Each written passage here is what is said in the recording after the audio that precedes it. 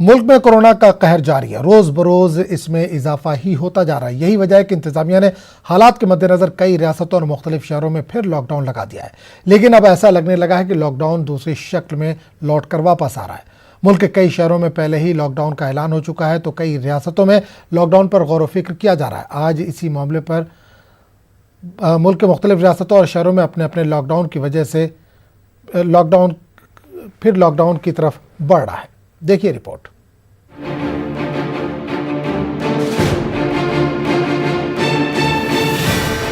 मुल्क में कोरोना का कहर जारी है। रोज बरोज इसमें इजाफा होता जा रहा है। यही वजह कि इंतजामिया ने हालात के मद्देनजर कई रियासतों और मुख्तलिफ शहरों में फिर लॉकडाउन लगा दिया है। लेकिन अब ऐसा लगने लगा है कि लॉकडाउन दूसरी शक्ल में लौटकर वापस आ रहा है। मुल्क के कई शहरों में पहले ही लॉकडाउन का ऐलान हो चुका है, तो कई रियासतों में लॉकडाउन पर गौर व फिक्र किया जा रहा है। यूपी में बढ़ते कोरोना के मामलों को देखते हुए 10 जुलाई से 13 जुलाई तक 3 दिनों का अचानक लॉकडाउन का ऐलान किया गया। इसके अलावा अब उत्तर प्रदेश में हफ्ते में 2 दिन यानी हर शनिचर और इतवार को लॉकडाउन मनाया जाएगा। इसी तरह बिहार में पूरी रियासत में लॉकडाउन का ऐलान किया गया है। गुजरात के अहमदाबाद, वडोदरा और सूरत में सभी सरकारी दफातर को बंद कर दिया गया है। मकामी इंतजामिया ने इन शहरों में फिर से लॉकडाउन का फैसला लिया है। वहीं मध्य प्रदेश के ग्वालियर में भी कोरोना के बढ़ते मामलों को देखते हुए लॉकडाउन नाफिज कर दिया गया है। कर्नाटक के जुनूबी इलाके में 1 हफ्ते का लॉकडाउन किया गया है। बेंगलुरु में भी 1 हफ्ते के लॉकडाउन का ऐलान किया गया है। इसी तरह महाराष्ट्र के पुणे और पिंपरी चिंचवड़ में 10 दिनों के लॉकडाउन का ऐलान किया गया है। इसी तरह से जम्मू कश्मीर और खासतौर से वादी के कई अजला में फिर से लॉकडाउन नाफिज किया गया है। जाहिर है कि मुल्क कोरोना के नाजुक दौर से गुजर रहा है। हर रोज कोरोना मुतासरीन का नया रिकॉर्ड बनता है। ऐसे में क्या वाकई लॉकडाउन ही एक रास्ता है जो कोरोना वबा से बचा सकता है?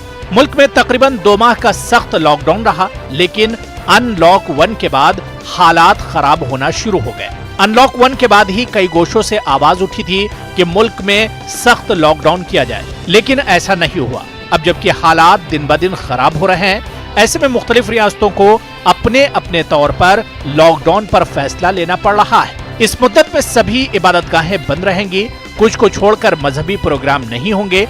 इसके अलावा सभी समाजी, सियासी, तफरीही, सकाफती और मजहबी प्रोग्रामों का इनेकाद नहीं होगा और पार्कों को बंद रखा जाएगा। सभी प्राइवेट और सरकारी अस्पताल और दवा की दुकानें खुली रहेंगी। इसी तरह कंटोनमेंट जोन से मुतालिक मरकजी वजारत दाखिला के रहनुमा उसूल सख्ती से नाफिजुल अमल रहेंगे। Bureau report, news 18 Urdu. Bihar में सैलाब और कोरोना के खतरे के मद्देनजर इंतखाबात को टालने का मुतालबा जोर पकड़ रहा है। वहीं आरजेडी ने हुकूमत की तनकीद करते हुए कहा कि बिहार में सैलाब के सबब मुख्तलिफ अजला के दर्जनों गांव का जिला हेडक्वार्टर से राब्ता खत्म हो रहा है। बीमार लोगों के इलाज की सहूलत दस्तयाब नहीं है। ऐसे में हुकूमत को इंतखाबात के मामले को छोड़कर लोगों की खिदमत पर तरजीह देनी चाहिए। आरजेडी ने एक बार फिर से बिहार असेंबली इंतखाबात में ताखीर करने का मुतालबा किया। आरजेडी के मुताबिक सूबे में कोरोना का कहर जारी है और मौजूदा हुकूमत को इंतखाबात दिखाई दे रहा है। आरजेडी तर्जुमान मृत्युंजय तिवारी ने कहा कि कोरोना वबा को काबू में करने की हुकूमत कोशिश करे और आवाम को सहूलत फराहम करने की तरजीह दे, न कि इंतखाबात को लेकर सियासत की जाए। विरोधी दल श्री तेजस्वी यादव जी को बिहार की 12 करोड़ जनता की चिंता है और सत्ता में बैठे हुए लोगों को सत्ता की भूख सता रही है और वो चुनाव के चक्कर में लगे हुए हैं। अभी तो सब लोगों की प्राथमिकता होनी चाहिए। मानवता का यही तकाजा है कि बिहार के 12 करोड़ जनता को हम उनके जीवन को कैसे सुरक्षित कर पाएं, कैसे कोरोना के संक्रमण से बचा पाएं। सामरिक दृष्टिकोण से महत्वपूर्ण पश्चिम चंपारण से लेकर किशनगंज तक जितने भी इलाके भारत नेपाल के सीमा पर अवस्थित हैं, नेपाल के पानी से डूबे जा रहे हैं। डूबने की स्थिति है, बुरा हाल है। कोरोना के इस महामारी काल में अब इस इलाके के लोग प्रसूतियां, हार्ट के बीमार, कैंसर के बीमार दवा के लिए तरस रहे हैं। हॉस्पिटल नहीं है, बेड नहीं है, वेंटिलेटर नहीं है। ऐसी परिस्थिति में बिहार सरकार चुनाव कराना चाहती है। मुल्क भर में कोरोना और लॉकडाउन की वजह से बेरोजगारी बढ़ती जा रही है। रोजगार के खत्म होने से आम आदमी काफ़ी परेशान है। वहीं इस बेरोजगारी की मार कोरोना वॉरियर्स भी झेल रही हैं। लॉकडाउन और कोरोना के वबा में अपनी जान हथेली पर लेकर मुल्क व कौम की खिदमत करने वाली मजीदिया अस्पताल की 84 नर्स इन दिनों काफ़ी परेशान है। इन 84 नर्सों का कॉन्ट्रैक्ट खत्म हो चुका है और अब इनको खिदमत से बरतरफ कर दिया गया, जिसकी वजह से इन नर्सों का रोजगार छिन गया है। ड्यूटी करके घर गए, हमें एक मैसेज आता है कि आप लोगों को निकाल दिया गया। कैसे? व्हाट्सअप मैसेज आया, नोटिस आया व्हाट्सअप पे कि आप लोगों को निकाल दिया गया। तो हमें नहीं समझ में आया, हम लोगों ने पूछा, इंचार्ज से भी कोई रिप्लाई नहीं आया कि ये क्या हो गया। फिर एक नोटिस आता है कि इंटरव्यू है, आप लोग फ्रेश स्टार्ट कर सकते हो। मतलब ये क्या हुआ? अभी 4 महीने पहले हमने इंटरव्यू दिया, एक्सटेंशन इनका रीज़न है कि निकालने का कि आपका एक्सटेंशन एक्सपायर हो चुका है फैब में हमारा हो गया था, तो लेकिन हम इंटरव्यू दे चुके हैं। फर्स्ट तो ये है कि जो 84 स्टाफ है उनको वापस एम्प्लॉयमेंट में रखा जाए और उनको फ्रेशर स्टार्ट नहीं चाहिए, क्योंकि यहाँ पे 5 साल 8 साल 9 साल 2 साल 3 साल बहुत सारे उन्होंने अपने ईयर्स लाइफ्स के दे दिए यहाँ पे। तो वो अगर ये कहना चाह रहे हैं कि हम अपॉइंटमेंट फिर से न्यू फ्रेशर में स्टार्ट करेंगे तो वो एक्सपीरियंस साइड हो जाएगा, उसकी कोई वैल्यू नहीं है। मेडिकल प्रोफेशन में वी कैन नॉट टेक 2 या 3 years of experience, that is not valid to work any more. तो पहली बात तो ये कि एम्प्लॉयमेंट में दोबारा चाहिए। दूसरी बात ये कि हम दोबारा इंटरव्यू नहीं देंगे, क्योंकि इन्होंने हमें तब काम करवाया जब कोविड का टाइम था, तब इन्होंने इंटरव्यू क्यों नहीं किया? हमारी कॉम्पिटेंसी असेसमेंट तब क्यों नहीं हुआ गया? मसला ये है कि इन नर्सों के कॉन्ट्रैक्ट एक्सपायर हो चुके थे। आपको भी मालूम है, जब कोई कंट्रैक्चुअल वर्कर का कॉन्ट्रैक्ट एक्सपायर होता है तो उसके बाद ना कंट्रैक्चुअल वर्कर की कोई लायबिलिटी रहती है, ना ही ऑर्गेनाइजेशन की कोई लायबिलिटी रहती है। इनमें से कुछ हमें छोड़ के जा चुके हैं, मेरे ख्याल से 4-6 लोग छोड़ के जा चुके थे पहले ही, 2-4 रिज़ाइन कर गए, 2-4 वैसे ही घर भाग गए, और बाकी जो थे जो काम करना चाहते थे, क्योंकि कोरोना का एपिडेमिक चल रहा था, renewal of contract process could not be completed. इनकी सैलरी रिलीज़ कराना हमारे लिए मुश्किल हो रहा था। We had to regularise this period, कि स्पेशली जो बच्चे काम कर रहे थे, this period had to be regularised. So that was regularised by grant of extension till 10th July. और हमने इन बच्चों को कहा कि भाई 10 जुलाई के बाद हम 13 और 14 जुलाई को हम इंटरव्यूज़ रख रहे हैं, जहाँ पर आपका रीअसेसमेंट होगा। कोरोना के इस दौर में जब रोज़गार हर तरफ ख़त्म हो रहा है, ऐसे में मुलाजमत पर ख़तरा किसी को भी बेचैन कर सकता है। यही वजह है नर्सिंग स्टाफ एहतजाज कर रहा है। अस्पताल इंतज़ामिया की अपनी दलीलें हैं, लेकिन ये ज़रूर कहा जा सकता है कि नर्सिंग स्टाफ की बस इतनी शिकायत है कि हमदर्द का अस्पताल हमदर्द नहीं रहा। कैमरामैन गौरव गिरी के साथ खुर्रम शहजाद, न्यूज़ 18 दिल्ली। रांची की जेल में बंद 17 गैर मुल्की तबलीगी जमात के लोगों को आज झारखंड हाई कोर्ट से जमानत मिल गई। वीज़ा के ज़ाब्ते की खिलाफ वर्जी के इल्ज़ाम में 17 गैर मुल्की तबलीगी जमात के लोग गुज़िश्ता 7 अप्रैल से बंद हैं। 17 लोगों में मलेशिया के 8, इंग्लैंड के 3, गाम्बिया के 2, बांग्लादेश के 2 और ट्रिनिडाद एंड टोबैगो के 2 लोग शामिल हैं। एक मुकामी शख्स को पहले ही जमानत मिल चुकी है। बाद में होगी। अभी सिर्फ रांची का बेल पिटीशन फाइल हुआ था, जो 17 आदमी थे, तो उसने कोर्ट ने इन सारी बातों को मान लिया। जो गवर्नमेंट की तरफ से सबसे स्ट्रॉन्ग पॉइंट रखा गया था कि जब रांची ये लोग आए थे तो इनको खबर करना था, ये छुपे हुए थे मस्जिद में। कोर्ट ने साफ लफ्ज़ों ने कहा छुपे हुए नहीं थे, ये फंस गए थे। और टूरिस्ट वीज़ा के मुताबिक और जो रजिस्ट्रेशन ऑफ फॉरेनर्स रूल है 92 का, उसके मुताबिक भी इनकी जिम्मेदारी कानूनी तौर पर बिल्कुल नहीं थी कि ये खबर करते गवर्नमेंट को या गवर्नमेंट के किसी अथॉरिटी को कि हम रांची आए हुए हैं। टूरिस्ट वीज़ा में उनकी इजाज़त थी। 180 दिन तक अगर वो इंडिया के में अगर ठहरते हैं तो उनको इंडिया में टूरिस्ट वीज़ा पे अलाउड है, सारा काम अलाउड है। और मज़हब का उन्होंने प्रीचिंग किया ही नहीं, मज़हब का फैलाया ही नहीं। बाकी कोई बिजनेस पर्पस है या किसी का घूमने का इरादा है, नमाज रोज़ा का इरादा है, कांग्रीगेशन में जाना है, रिलीजियस प्रैक्टिसेस है, सब कर सकता है। तो इस तरह से इसको देखते हुए सारे मामलों को उन्होंने कोर्ट ने तस्लीम किया, मान लिया और बहुत बाइज्जत उन्होंने बेल दिया। तेलंगाना के वजीर इंफॉर्मेशन टेक्नोलॉजी तारक रामाराव ने कहा कि हैदराबाद के उप्पल और नाचाराम इलाकों में 5 IT पार्क्स कायम किए जाएंगे। इन्होंने बताया कि IT पार्क्स 25 लाख मुरब्बा फीट पर कायम होंगे। मुजवज़ा IT पार्क्स के जरिए रास्त तौर पर 30,000 अफराद को रोजगार के मौके हासिल होने की उम्मीद है। KTR ने उप्पल में IT कंपनियों के नुमाइंदों के एक इजलास में शिरकत की। इस मौके पर सनती पार्क्स को IT पार्क्स में तब्दील करने की मंजूरियों के मकतूब कंपनियों के नुमाइंदों के हवाले किए गए। इस मौके पर राचाकुंडा पुलिस कमिश्नर ने बताया कि society for Cyberabad security council की तर्ज पर राचाकुंडा सिक्योरिटी काउंसिल कायम की गई ताकि सनअती इकाइयों को तहफ़्फ़ुज़ फराहम किया जा सके। From education institution, right from pharma sector, right from the other industries and IT industries, all put together, this Rachakonda Security Council has been formed, and it will go a long way on parallel with Cyberabad Security Council. I remember that 2006 Cyberabad Security Council formed, and now today is 2020.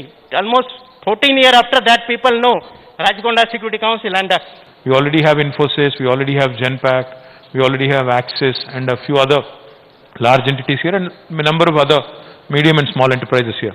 But I think with this initiative, we'll see more and more enterprises, more and more investments coming toward this part of Hyderabad.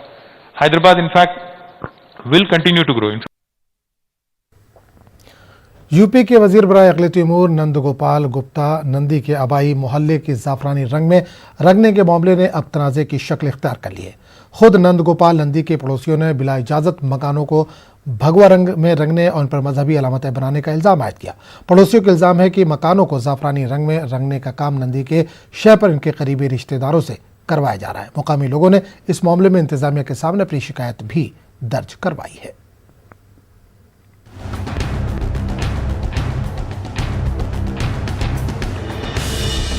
UP के काबीनी वजीर बराए अक़लियती उमूर नंद गोपाल गुप्ता उर्फ नंदी का आबाई मकान इलाहाबाद के बहादुरगंज मोहल्ले में वाक़ है। नंद गोपाल नंदी इस इलाके से MLA भी मुंतखब हुए हैं। चंद दिनों पहले मोहल्ले के चौराहे पर वाक़े नंद गोपाल नंदी के आबाई मकान को भगवा रंग में रंगने की शुरुआत हुई थी, लेकिन देखते ही देखते आसपास के सारे मकान भगवा रंग की जद में आ गए। बहादुरगंज का ये मरकजी इलाका एक ही रंग में रंगा नजर आने लगा। यहाँ जितने भी मकानात थे उन सभी को ज़ाफ़रानी रंग में रंग दिया गया। मकानों को ज़ाफ़रानी रंग में रंगने का काम ज्यादातर रात में किया गया। मकानों को एक मखसूस रंग में रंगने पर अब खुद नंदी के पड़ोसियों ने सख्त मुखालिफत शुरू कर दी है। देखिए, ऐसा इलाके से हमसे मतलब नहीं है। आप चाहे जो करिए, पूरा हिंदुस्तान रंगवा दीजिए, उससे कोई मतलब नहीं है। लेकिन जहाँ तक हमारी बात है, हिंदुस्तान में जो मौलिक अधिकार जनता को दिए गए हैं, तो मौलिक अधिकार के तहत हमको आज़ादी है कि हम कौन सा घर अपने कलर को करवाएं, हम क्या कपड़ा पहने, क्या खाएं। ये हमें आज़ादी जब मिली थी तब हमें ये प्राप्त था। और हमें हमारा विरोध सिर्फ इतना है कि हमारे मकान को हम अपने हिसाब से ही कलर कराएंगे। या क्या ज़बरदस्ती रंग पूरे मकान फेंकवाया गया तो गलत है, ये वो गलत है। उसके खिलाफ ने FIR किया। हमारी किसी दुश्मनी नहीं है, लेकिन अगर आप हमको परेशान करोगे, हमको गाली बकोगे, तो फिर उसके लिए कानून है। कानून के तहत हम कानून का सहारा लेंगे। बहादुरगंज के बाशिंदों को सबसे बड़ी शिकायत यह है कि रातों रात उनके मकानों की शनाख्त मिटा दी गई। नंद गोपाल नंदी के पड़ोसियों को इस बात की भी शिकायत है कि उनके मकानों को भगवा रंग में रंगने से पहले उनकी इजाजत नहीं ली गई। शहर के बाशऊर तबके का ख्याल है कि भगवा रंग और मजहबी अलामतों की आड़ में इलाके के लोगों पर एक मखसूस नजरिया थोपने की कोशिश की जा रही है। ये कौन सा मजाक है कि आप हमारा घर जो है आप अपने रंग से रंगवाएंगे, आप हमारे घर को जो है एकदम भगवा करा देंगे। तमाम लोगों ने आपत्ति किया, उनके गुंडों ने गाली गलौज किया। ये एक सभ्य समाज का प्रतीक नहीं है। शहर का बहादुरगंज मोहल्ला अपनी गंगा जमनी तहजीब के लिए मशहूर रहा है।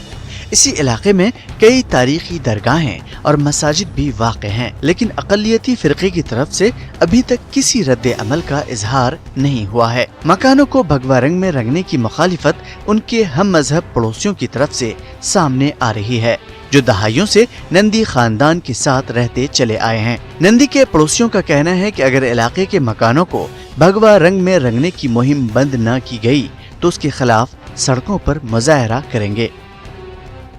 न्यूज़ 18 उर्दू के लिए इलाहाबाद से मुश्ताक आमिर की रिपोर्ट। कोरोना के बढ़ते खतरात के पेश नज़र रांची के अंजुमन इस्लामिया अस्पताल में एहतियाती तदाबीर अपनाए गए हैं। अस्पताल के CMO सैयद डॉक्टर इकबाल हुसैन ने वाज़ेह किया कि अस्पताल पहुंचने वाले मरीजों का थर्मल स्कैनिंग के बाद दाखिल कराया जा रहा है। साथ ही सोशल डिस्टेंसिंग के अलावा मास्क लगाने को लाजमी करार दिया गया है। अटेंडेंट को अपने साथ बच्चों को अस्पताल नहीं लाने की भी हिदायत दी गई है।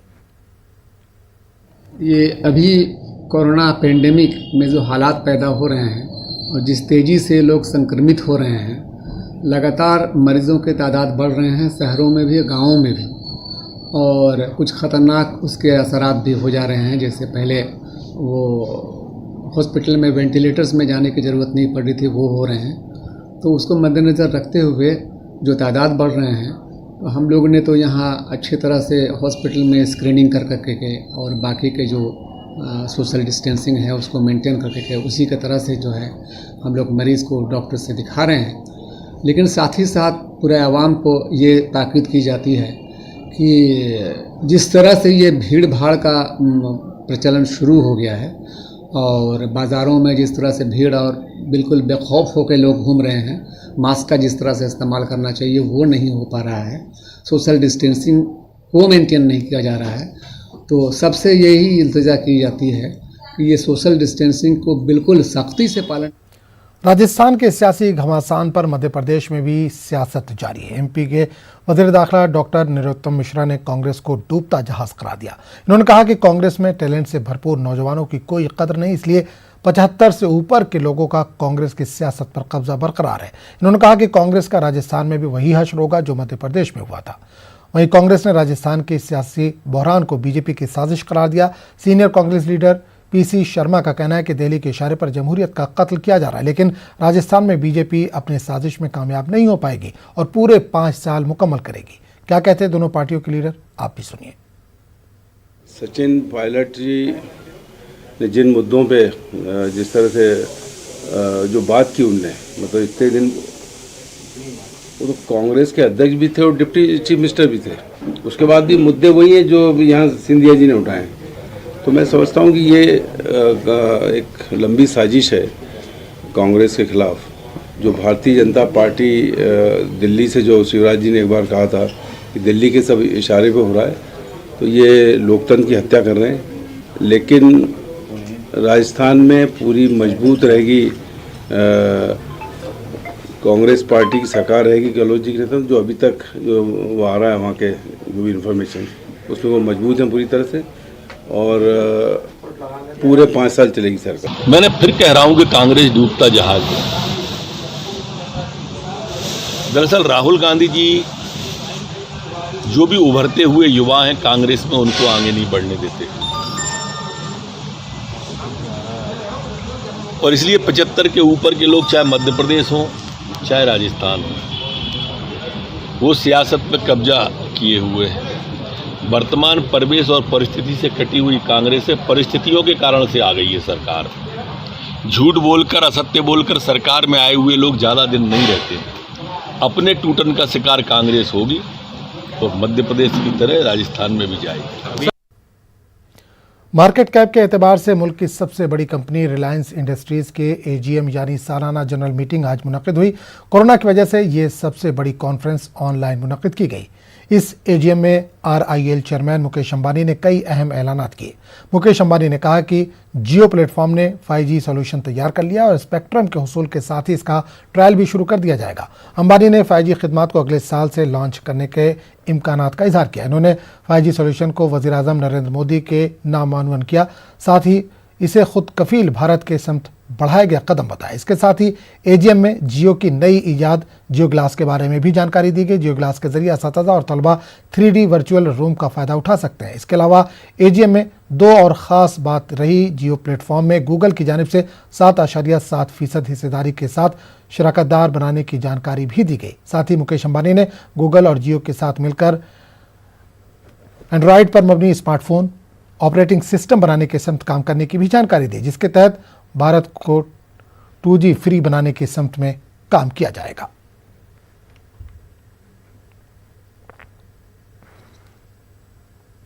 अलीगढ़ मुस्लिम यूनिवर्सिटी की तालिबा की शिकायत पर MU के ही एक तालिब इल्म पर हिजाब पहनने के लिए दबाव बनाने पर IT एक्ट में मुकदमा दर्ज कराया गया है। तालिबा का इल्जाम है कि छुट्टियों से वापस आने पर कैंपस में हिजाब पहनाने की धमकी दी गई है। पुलिस ने मामला दर्ज कर लिया है। छात्रा ने एक लिखित कंप्लेन सिविल लाइन थाने में दिया है उस कंप्लेन में उन्होंने कहा है कि साहब कोई जब यूनिवर्सिटी खुलेगी तो किसी लड़के ने उस पर कमेंट कर दिया है कि जब आएंगे तो हम इसको आपको वो पहना देंगे, बुर्का पहनाएंगे। उसके संबंध में वो एक जो तहरीर दिया उस बच्ची ने, उसके आधार पर मुकदमा हमने पंजीकृत कर लिया है 504, 506 और IT एक्ट के जो समुचित धारा है उसमें पंजीकृत कर लिया गया है। सिविल लाइन थाना उसका विवेचना कर रही है। विवेचना में 7 संकलन की कार्रवाई की जाएगी। कार्रवाई करने के बाद से जो उच्च न्यायालय और माननीय उच्चतम न्यायालय के जो दिशा निर्देश हैं गिरफ्तारी के संबंध में, उसी के अनुसार कार्रवाई इसमें की जाए। कर्नाटक में PUC साल 2 के नताइज का ऐलान किया गया। नताइज में गुज़िश्ता की तरह रवा साल भी तालिबात ही सर फहरिस्त रहीं। रायचूर शहर में एक अक़लियती तालीमी इदारे की तालिबा ने शानदार मुजाहरा करते हुए कौम मिल्लत का सर फ़ख्र से ऊंचा कर दिया।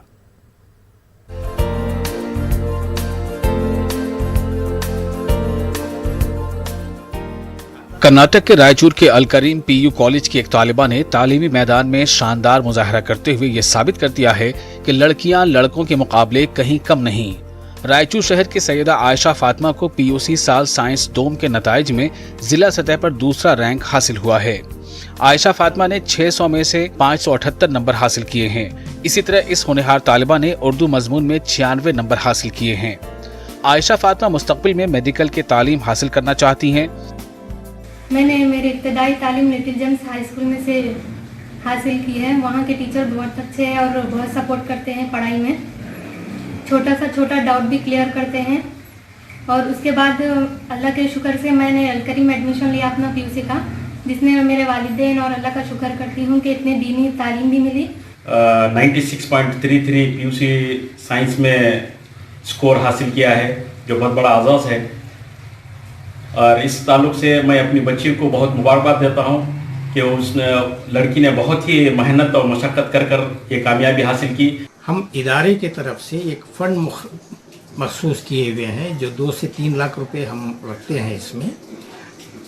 जो गरीब, जिनके वालिदैन नहीं हैं या बिल्कुल माली हैसियत से मुतासिर हैं, उनकी फ़ीस हम इदारे की तरफ से भरते हैं।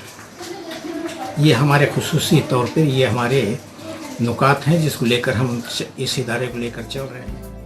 वाज़ेह है कि आयशा फातिमा ने 10वीं जमात की तालीम अक़लियती इदारे लिटिल जेम्स स्कूल से हासिल की और 10वीं जमात में भी आयशा ने उम्दा मुजाहरा किया था। काबिल जिक्र बात यह है कि रायचूर की ही एक और तालिबा सैयदा उम्मे कुलसूम फातिमा ने भी 99.33% नंबरात हासिल करके जिला सतह पर दूसरा मकाम हासिल किया है। न्यूज़ 18 उर्दू के लिए रायचूर कर्नाटक से सैयद नसीम अशरफ की रिपोर्ट। नाज़रीन, इस बुलेटिन में फिलहाल इतना ही। मजीद ताज़ा तरीन खबरों के लिए आप लॉगिन कर सकते हैं news18urdu.com पर।